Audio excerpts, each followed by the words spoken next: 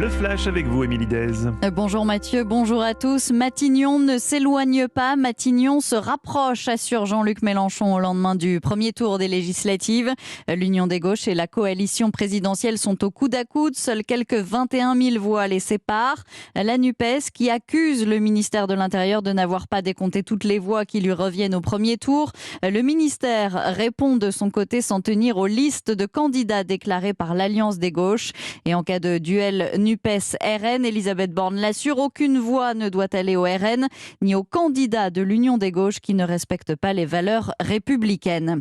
Et notez que Jean-Michel Blanquer, l'ancien ministre de l'Éducation, éliminé dès le premier tour dans le Loiret, va déposer un recours juridique. Il a expliqué contester les résultats du premier tour. Il accuse son adversaire, soutenu par la NUPES, d'avoir violé plusieurs règles durant la campagne.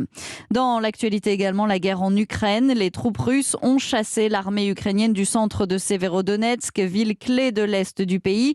C'est ce qu'annonce l'état-major ukrainien. Volodymyr Zelensky avait qualifié hier de très violents les derniers combats à Severodonetsk.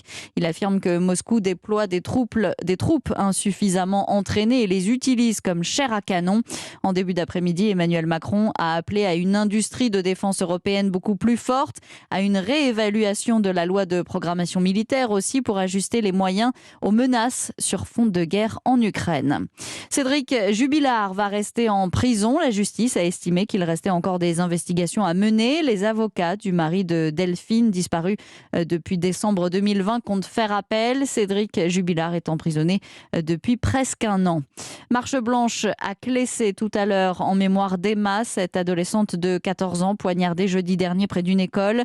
Les participants partiront à 18h de son ancien centre équestre.